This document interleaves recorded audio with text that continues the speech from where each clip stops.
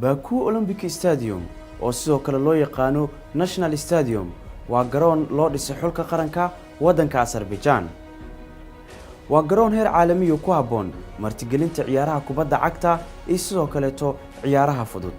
naqshada cusub ee dhismaha garoonka ayaa la soo bandhigay sanadku markuu ahaa 2008 waxaana markaasi dhismuhu bilowday sanadku markuu ahaa 2011 iyadoo ay qaadatay ku dhawaad 4 sanadood dhismahan inuu dhameystirmo oo noqdo garoon dhameystiran.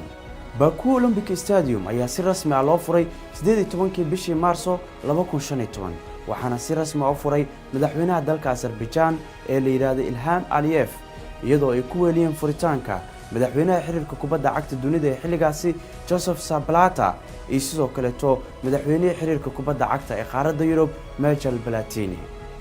dhismaha garoonkan ayaa waxa ku baxday adduun lacageedan $600 milyan oo doolarka Mareykanka ah.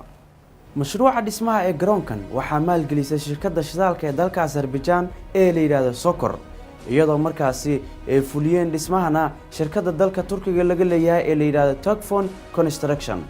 garoonkan ayaa waxa uu ka kooban yahay qaybo kala duwan.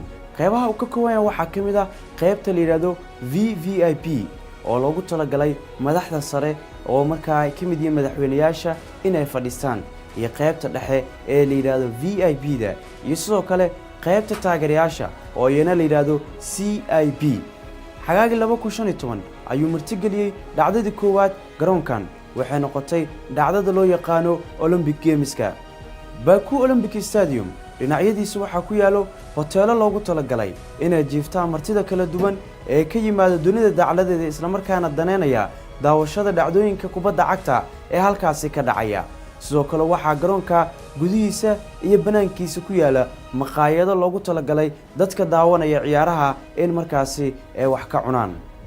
Baku Olympic Stadium ayaa qaadaya taageerayaal gaaraya 68,700 oo qofood.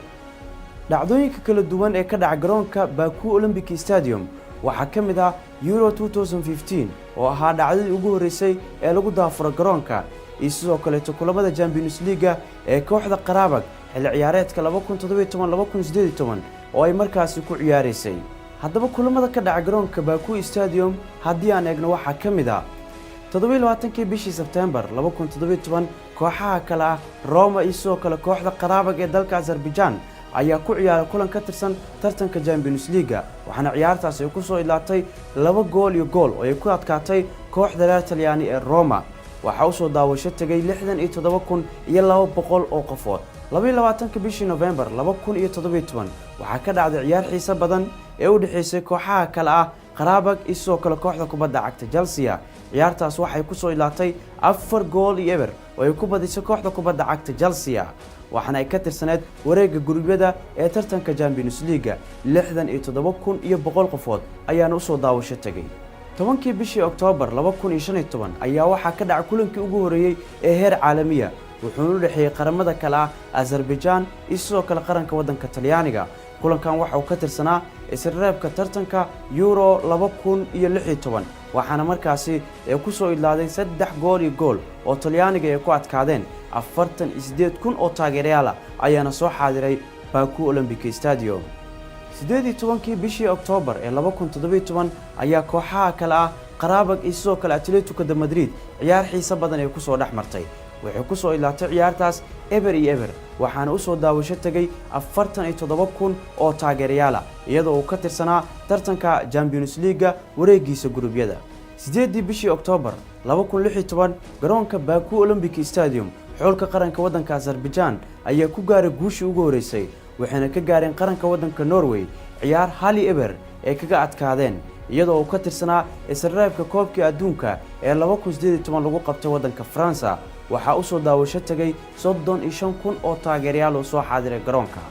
haddaba Baku Olympic Stadium waxaa loo qorsheynayaa inuu martigeliyo 29 bishii May 2019 aynu ku guda jirno finaalka tartanka xiisaha badan ee Europa League wuxuuna u dhaxeeyaa kooxaha reer London ee Chelsea iyo sidoo kale kooxda kubadda cagta Arsenal. haddaba kulankan ayaa waxaa markaas uu ka dhici doonaa halkaasi iyadoo taageerayaal kala duwan dunida dacaladeedana ee markaas isaga imaan doonaan si ay u daawadaan ciyaartan finaalka ay weyn ee ka dhici doonto garoonkan.